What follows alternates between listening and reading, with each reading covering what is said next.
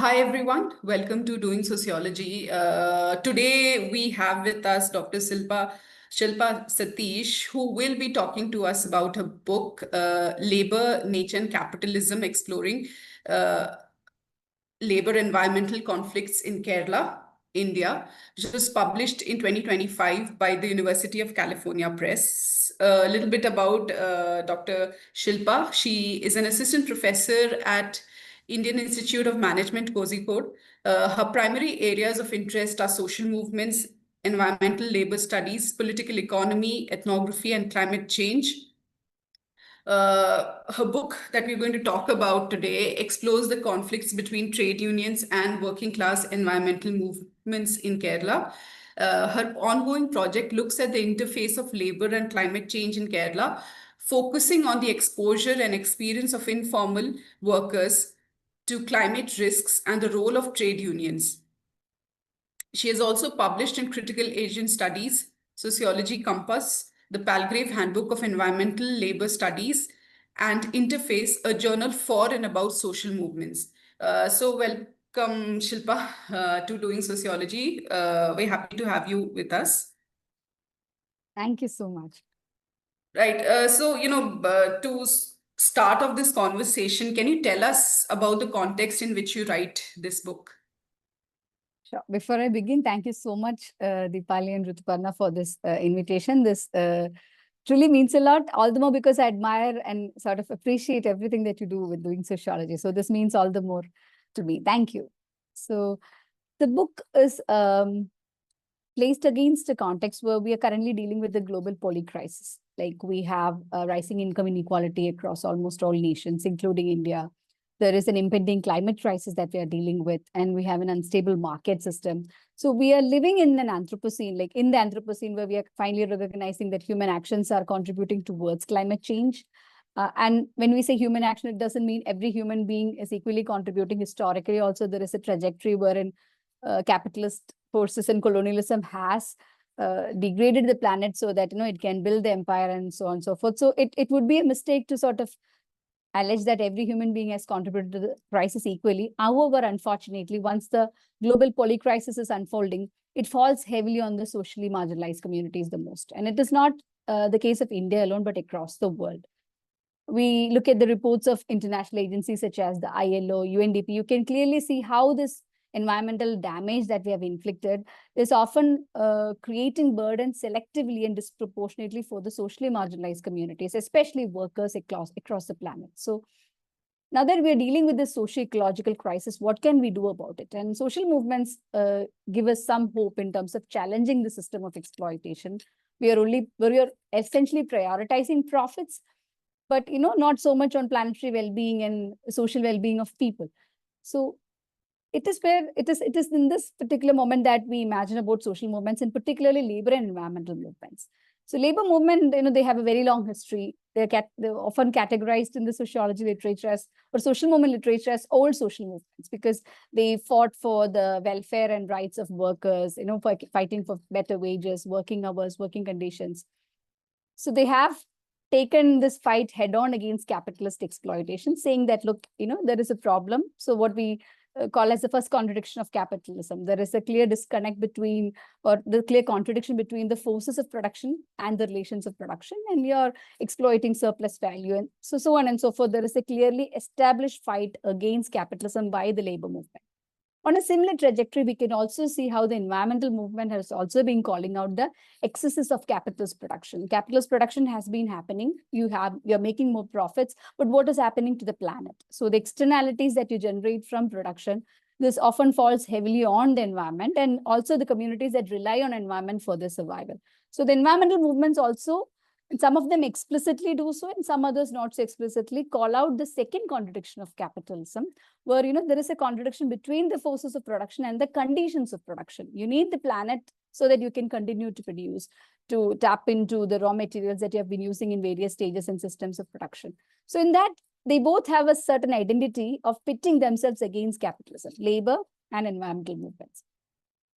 So the book is also placed in a context where, in order to bring about a socio-ecological transformation, can these two movements come together? There is a lot of literature and research, and also real world examples where you can see a rise in labor environmentalism, where trade unions are actually fighting for both workers' right as well as for planetary well-being. So, in order to build a just, equitable, sustainable society, you need to bring these grievances together. So we have such examples.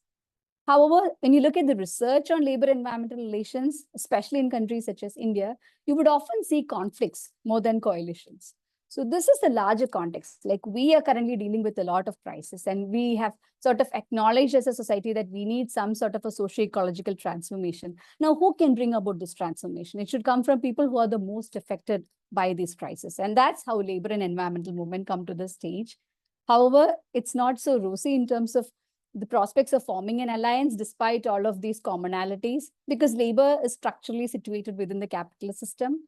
It faces exploitation. At the same time, it cannot call out the system because its economic interests are linked to the performance of the industry in which it is embedded in, at least in the case I am exploring in this book. So it's not that easy to just, call out capitalism and, dismantle the system.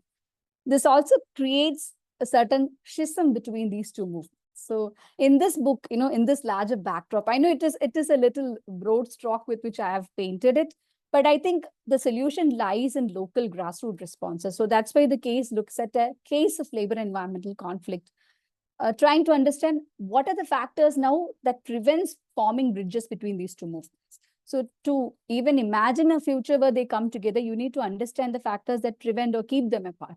So this book has been an exercise in trying to find both structural and individual aspects, and also local, cultural, social contexts that keep them away, and that's been the larger mandate with which the book and the inquiry has started. Right. To our viewers, I apologize for a small mistake. We mentioned that her book is published by the University of California Press, but it is actually University College London Press. So apologies. And Shilpa, to take the conversation forward, could you also tell us about the sources and methods that you use in this work?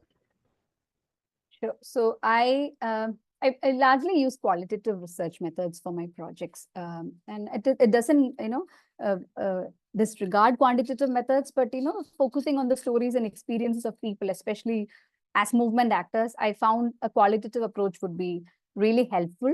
And I have extensively used ethnography in this particular project, and the rationale was largely because it is largely about the narratives, especially, I would come to this in a minute. Framing is something that I've extensively used in this project. So it is clearly about how people make sense of their world, and especially inside a social movement setting.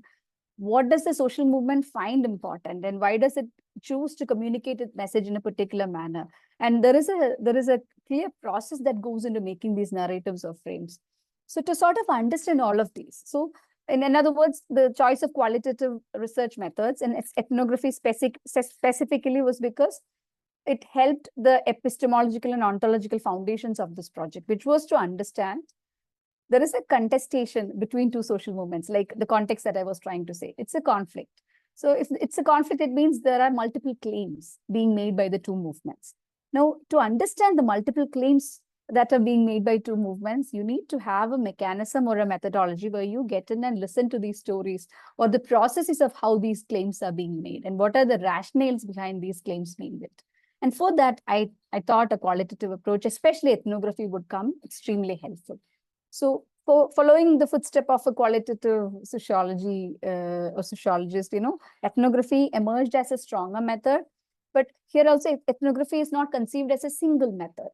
I've used a variety of methods within ethnography, be that ethnographic interviews, participant observations, walk-alongs, other in-depth interview methods, semi-structured interviews, document analysis, so that, the same problem is explored from multiple angles.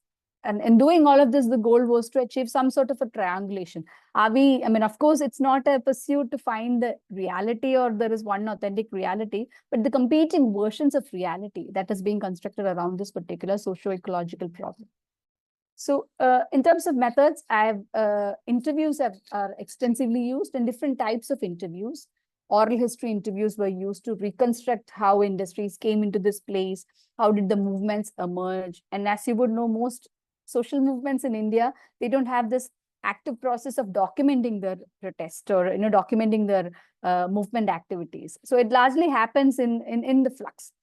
So this also produces a unique challenge in terms of trying to understand the history of a social movement, because it's only through oral exchanges that they would recollect stories of this protest or that protest. So that did bring about a little challenge initially, but oral history helped, sort of circumvent some of that. They through storytelling and also through the life history of movement actors, like what happens to a person once he start committing to a social movement, building a social movement. The person also in itself goes through a biological, biographical consequences that the body will also have in terms of being a part of the movement. So to tap into these life histories were extensively used. And of course, I would also want to say, in terms of gaining access, I'm sorry if I'm transgressing, it was two different social movements, right? And they were also conflicting, they don't have so there is an antagonistic relationship between the two movements. The moment the other movement understands that, it is a comparison between them, or it's a project that considers both of them, some of them were very hesitant initially to be a part of the project, because if you're studying about the other movement too, I don't want to talk to you. So it did take time to sort of gain entry to a point where there is some rapport established between the two social movement groups. So that was a little challenging initially, maybe because of the nature of the relationship they shared. And this also asked of me as a researcher to innovate or improvise on the interview tactics I was going to use. With the environmental movement, I had sort of a larger entry point. So there I used more engaging methods such as in-depth interviews, ethnographic interviews, or conversational interviews. Whereas with the unions, I often had to use a more formal arrangement of interviews. So semi-structured interviews where I'll sometimes have to share the interview questions ahead of time so that they can go through that, vet it, and then I can come and do the interviews. So such improvisations were required of me. So the interview, the plethora of methods that I've also identified in the book also helped me navigate the different terrains and different actors that I was trying to focus on in the book. So the methods were essentially wrapping up ethnography, theory-driven participant observation, ethnographic interviews, in-depth interviews, conversational interviews, oral histories, as well as life history interviews of the participants. Here again, a small caveat about the theory-driven participants. Here, the focus is again on structure and individual aspects of social movement mobilization. So to be able to do that, if I go to the field with the traditional understanding of ethnography, where you go observe with your mind as a blank slate, and that's what we are often taught in methodology courses. But in a setting like India and a more complicated setting like Kerala, you cannot go to the field with a blank slate. Of course, the socio-political, the histories of colonial domination, the way in which colonialism has crept into the way in which we imagine development at the present moment. We sort of imagine a particular relationship with nature. So all of that has to be embedded into the ethnographer's observation toolkit. And for that, I felt a theory-driven approach to ethnographic and observation would come more handy. More importantly, I was also dealing with theoretical constructs such as class. So when you talk about class, it's not emerging from the field. Of course, there is the people are also talking about class. But I also had that when I was designing the project. So it is coming from me also as a researcher. So I thought a theory-driven participant observation would allow me to sort of see how these structural concepts, if you can call that name, like, class has a long lineage as a concept. So how are these concepts being interpreted in local settings, especially a state like Kerala, which has a unique history of communist struggles, long history of working class struggles. People are often trained about these, Varga Samaram or class struggle or something. They have been familiarized through histories of study classes, teachings, etc. So to imagine that you're going there with a blank slate would be a miss, at least for me. That's what I thought. So theory-driven participant observation was used. And also the ethnography I used had to be a mix of extended case method and constructionist grounded theory. I was looking at labor movements, and with a clear Marxist or neo-Marxist framing of how capitalism operates, how does it exploit, and now the exploitation also extends to nature. So that framing was very clear. So I used environmental sociology, a lot of concept within that. So the framing had a clear structural, political, economic angle that I was looking into. At the same time, was also trying to understand how do individual movement actors make sense of all of this. So very constructionist, interpretivist sort of a thing. So essentially, you can see that we are mixing domain assumptions, right? These two, one is considered as something different. The other is like if you go to the classic sociological divisions of positivist theory, critical social theory, and then interpretivist, they form into two different categories. But here it's being meshed together to be able to look at structure and agency. So extended case method and constructionist grounded theory were used to help me do this, looking simultaneously at structural factors as well as individual movement actors, ideational processes, like why am I being a part of the movement? What am I fighting against, etc. Right, right. So, coming to the content of the book, what is the central conflict that you explore, and how does it challenge existing narratives around, let's say, class-based labor and environmental conflicts? So the book looks into, like I was saying, a conflict between two social movements, labor and environmental movements in Kerala. The conflict happened, the context of the conflict is an industrial belt in Kerala, the Elur-Edaar industrial belt. So the belt came into being sometimes during the early 1940s. It was introduced to a region as a vehicle of modernization and development. But soon, since there were a lot of chemical industries, it started creating the problem of pollution because many pollution regulatory mechanisms were not present there. So the local environmental movement emerged as a response to this problem of pollution. So initially it was like an action council, but by 1998, they formed an organized environmental movement under the aegis of PMVS, Periyar Malineegana Virudha Samiti. The second movement, the labor movement I'm considering here is a collective of industrial workers trade union called Standing Council of Trade Union. So this particular organization has the characteristics of a business unionism because it is formed to protect the industries formed to protect the interest of the industries. And when the challenge emerged, they started forming a strong counter movement against the local environmental movement. So these are the two movements, SCTU and PMVS, if I may use those abbreviations for rest of the talk. So this is the conflict that I was looking at. And may I please check with you what was the second part of the question? Yeah, I was talking about, or rather asking about, how does it challenge existing narratives about class, labor, and environment?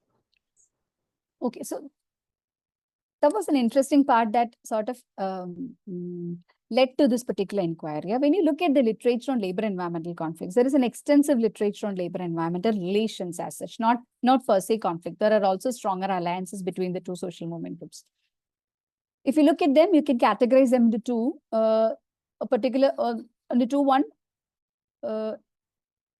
economic centered, or the theories or theorization that happen within the field of economic discipline that see them as a trade-off between jobs and environment. So these theories say they are fighting because there is clearly a trade-off between jobs and environment. And they also categorize these movements based on class a little. So for them, this is a blue-green conflict. So the trade unions are the blue-collar workers who are from working class backgrounds. So they are protecting the industry so that their everyday bread and butter are, not jeopardized. Whereas the green movement is led by a slightly more middle class participants from middle class backgrounds. For them, environmental protection is very important because it affects their quality of life. So this blue-green framing is dominant within the existing literature.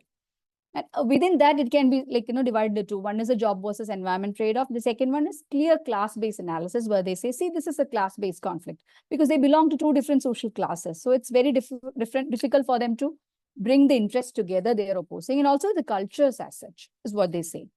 A lot of these studies are also focused on Western context and cases. So Europe and North America, a lot of them are focusing only on Western cases. Then how the problem here, so I should also say about the characteristic of the environmental movement and labor movement here. The environmental movement here is a working class environmental movement. So now why do I say that it's a working class environmental movement? It is led by people who do not hold a permanent employment. It is all led by casual laborers, daily wage laborers, and also considered by informal sector workers who are highly resource dependent, like the inland fisher folk and farm workers. So when you have a working class environmental movement, it is first of all challenging the singular conceptualization of existing theories that this is a class-based conflict between a middle-class environmental movement and a working-class trade union. So now your environmental movement is constituted by socially marginalized communities. Now it's no longer possible for you to just explain in terms of a class conflict when you have people from similar class backgrounds on either side. So that was the first reason, or the first puzzle that sort of, led to this particular project. And the second thing is also within India, we often use the term working class as a homogeneous category. Of course, a lot of research, especially on Indian informal sector, has challenged this conceptualization, especially within trade union movement and all. You would often hear, the chains of the working class should be, you would throw away the shackles, etc. But who are you referring to as working class here? Is there one homogeneous identity as a working class? Is there a one class-based identity as a working class? So this is what, the challenge or sort of the extension that I am bringing to the existing research is regarding this particular question. How do you explain when two working class movements have a standoff surrounding environmental issues? So that's what I would say when you look at the existing labor environmental conflict or labor environment relations literature. What do you mean by frame disputes, and how are they used in your work? So before I talk about frame disputes, I think it's important to talk about framing. So what framing in social movements, right? Frame analysis is something that Irving Goffman rolled out. It essentially talks about how, within the interpretive school, again, it talks about how people make sense of reality. Like how do they produce meaning surrounding social circumstances, social events. And they also understand that it has a very contested process. You cannot automatically come and arrive at an agreement, especially if this is happening within a group. So framing or frame analysis in the social movement realm, especially put forward by Robert Benford and David Snow, they talk about how do social movements interpret social reality, how do they make sense of social reality, and how do they call people to action. Okay. So frame disputes within framing talks about movements where all the movement participants are not in agreement about what do they mean when they say reality. So when it comes to the Elu-Redar industrial belt and when we are talking about pollution, the social movement framing disputes talks about how the two movements construct their own respective versions of reality, like whether there is pollution, if there is pollution or not, what is causing pollution. So even within framing, there are three different types of frames: diagnostic, prognostic, and motivational. Diagnostic talks about what is the issue. When movement actors sit together and decide, what is the problem? If it's related to abortion or abortion ban in the US context or some other farmer protest in the Indian context, they might have to sit together to decide what exactly is the problem that we are fighting against. And that is called diagnostic framing. And second, they would have to go into extended lengths of discussion to decide, now we have identified a problem. Who is responsible for the problem? Is it the state? Is it the corporation? Is it an industry? And the second part is also about the solution to the problem. What ought to be done? As social movements, these are also torchbearers of bringing about some sort of socio-environmental change. That's why there is a problem, and that's why they have formed a group, and now they want to bring about change. So what should this change look like? So that's largely coming under the purview of prognostic framing. And finally, you need to have a lot of people join your movement. You cannot just run a movement with 7 or 8 people, right? So they need to make an effective call for action that resonates with a lot of people. So motivational framing. So now that we have defined framing, we have to also understand there is a lot of contestation between the movement actors. It could happen within the same movement, and it could happen between two movements. So in this particular context, we're trying to understand how these two movements produce frames, but they're often contesting the versions of reality built by the other movement. So if I'm considering the environmental movement, the trade union is completely delegitimizing or discrediting what the environmental movement is trying to convey in terms of, is there pollution, who is responsible for pollution, and what can we do to fix the problem of pollution.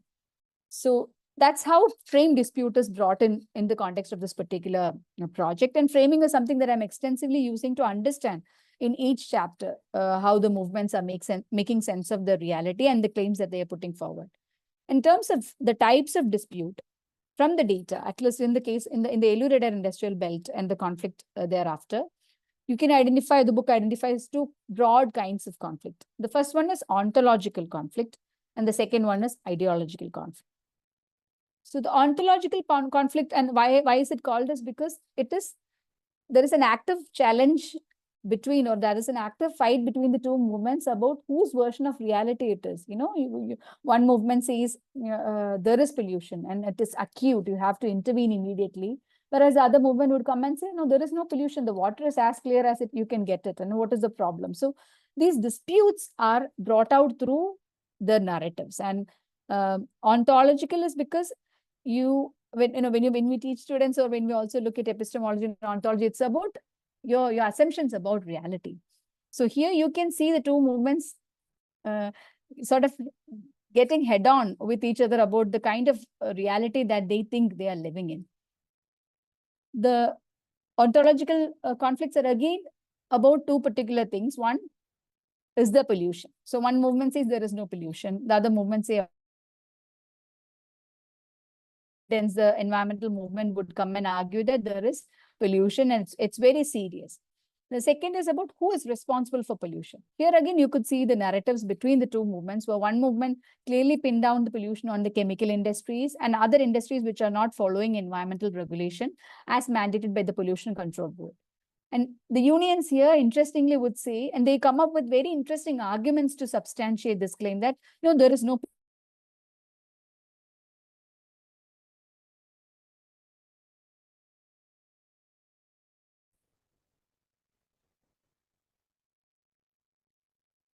So frame dispute, the unions and the Greens, they are actively fighting about these three aspects. Is there pollution or not? Second, who is responsible for pollution? And they come with very interesting claims to back their line of argument. They have extensively, they both make the use of science in their own ways.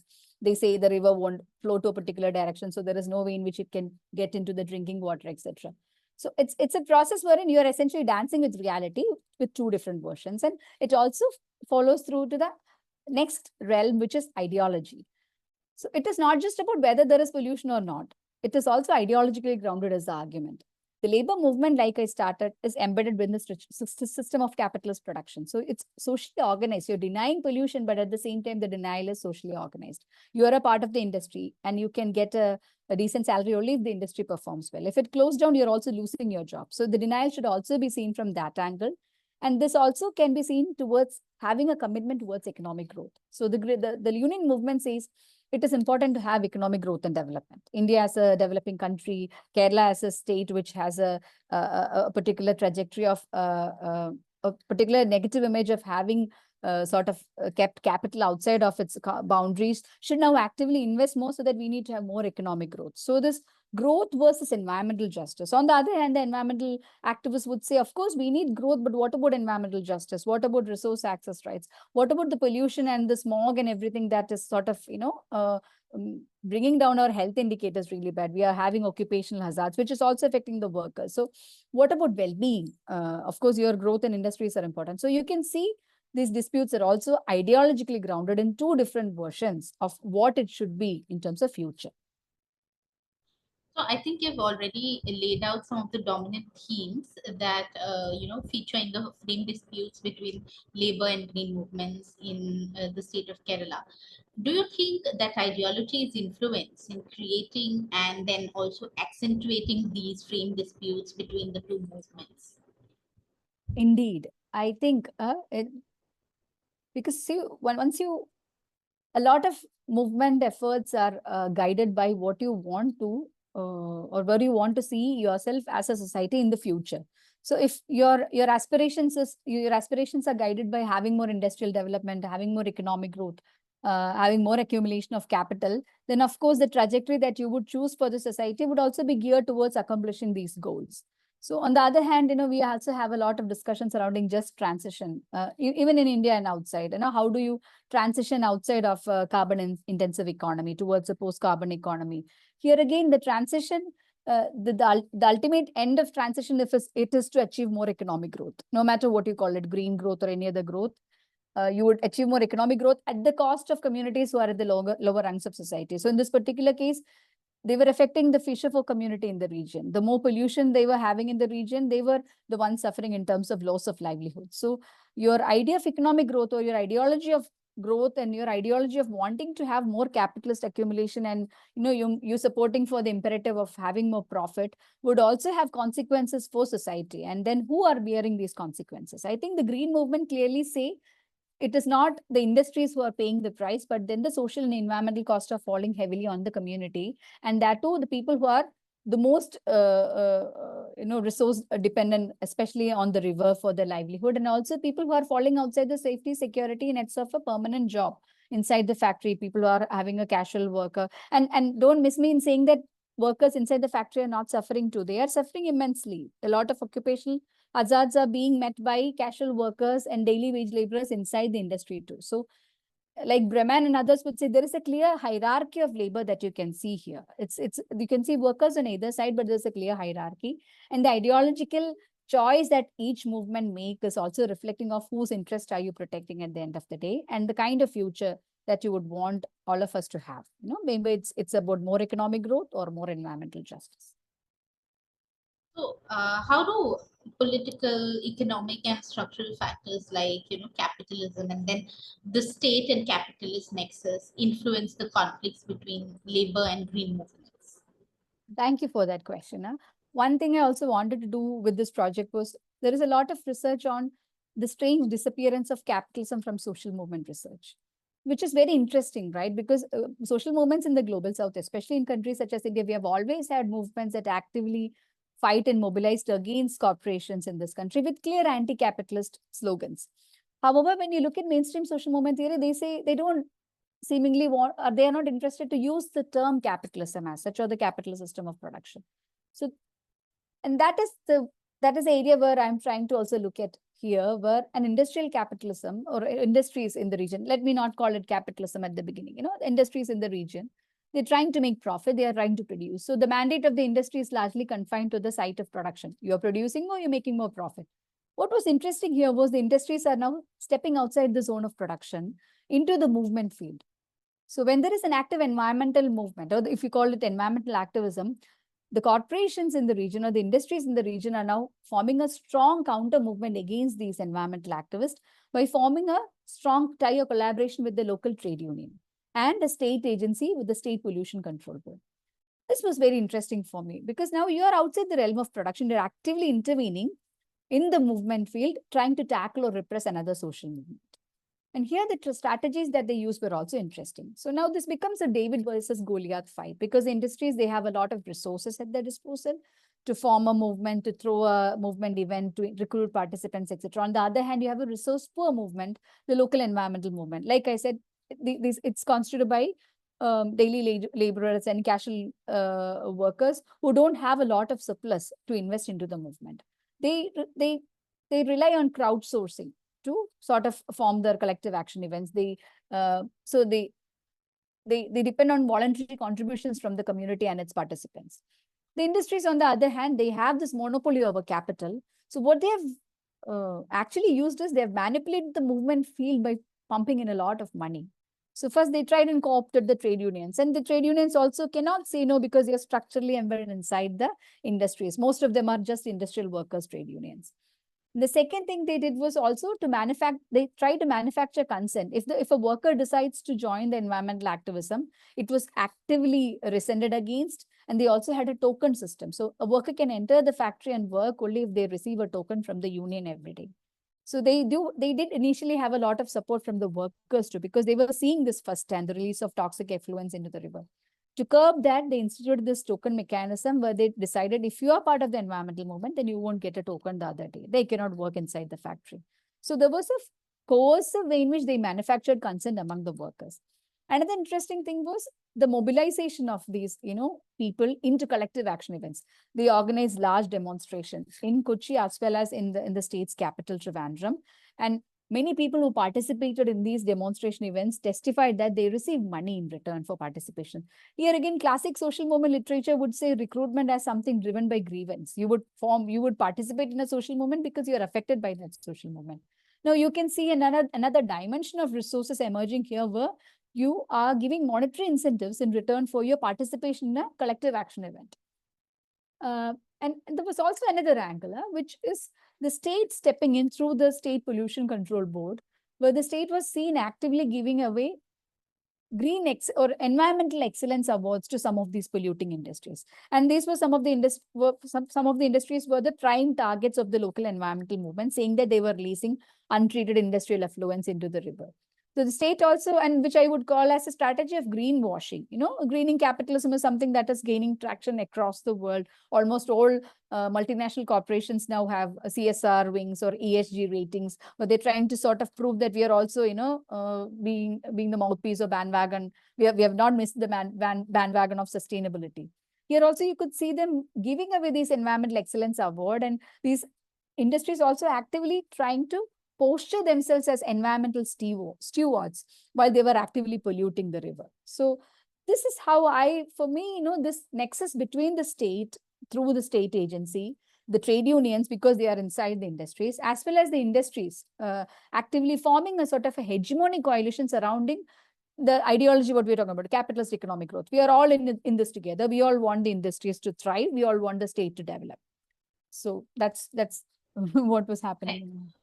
One question also about the trade unions. How do you see them working in relation to capitalism and also environmental degradation? Where does the working class sort of find themselves in this, position? That's a great question, Rituparna. And it's also, see, there is no one working class, is what I have understood through this particular project. Okay, it's also been a learning experience for me.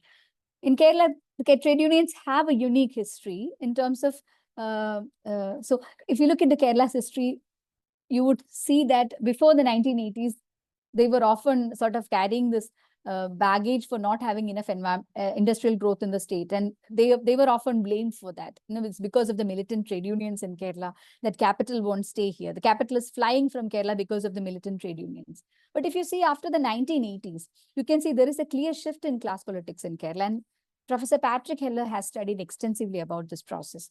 And where he says the relationship has shifted from class struggle towards class compromise. Labor sort of recognizing the importance of capital and using it in a democratic way so that the state can march towards economic growth.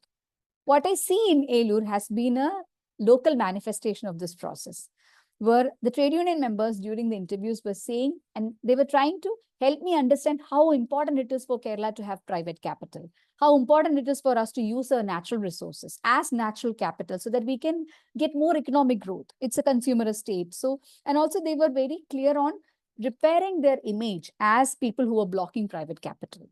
They wanted the state to become an investment-friendly state, and they wanted to be the face of that. So they were actively inviting capital. So that there has been a shift, which I could see firsthand in this particular region. Once you have this shift, it will also affect your relationship with other workers movement, right? Because it depends on which sector are you settling in. So if you're in the industries and there is an active working class movement fighting against the industries, you're imagining them as your enemy as well. Like this nemesis, that relationship is immediately established because you're trying to close down the industries, you're trying to challenge profits, which in turn will affect us. So irrespective of, or despite the fact that they are all workers, and some of them are even within the same political party affiliated unions. So there is also this ideology, when I say, is again problematic. They are against each other when you talk about the ideology of development, economic growth, etc. But if you're talking about a broader left that operated in Kerala, most of them form, or they're all at the same side of that politics, center of left politics. So it is also interesting to see this shift in class politics, where you are more, that some people would call it cronyist tendencies, where you have a friendship with capital and which is also amalgamating into something bigger. It clearly affects labor's or trade unions' relationship with other progressive working class movements in Kerala, is what I could understand from my research. However, there is no judgment against the trade unions because they are I would repeat this again and again, they are structurally embedded in that. So they cannot just immediately take a position without jeopardizing their everyday existence, unless it is a mass systemic change or something. Right. So I have a very interesting question to end the conversation. You talk about the Periyar River, and you mention it in the book. How do you use the environmental degradation of the river, both symbolically and politically, within the book's narrative? Sure. Before answering that, I have to just quickly add something, and I'm sorry. The question you were asking before, right?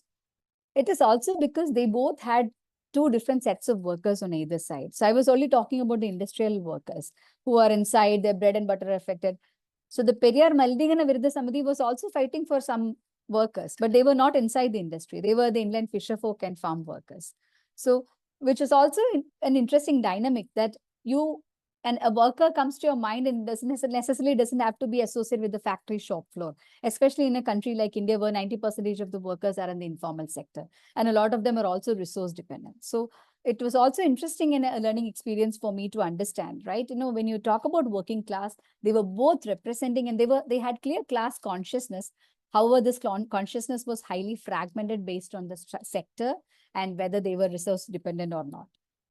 Coming back to Periyar, okay, so this river emerged as a strong actor in the research, and I was not planning to bring the river to the center of my inquiry. So it was very anthropocentric, I would say. I was just looking at people and their everyday life and social life. Through the narratives, the river emerged to have a very central role across the chapters.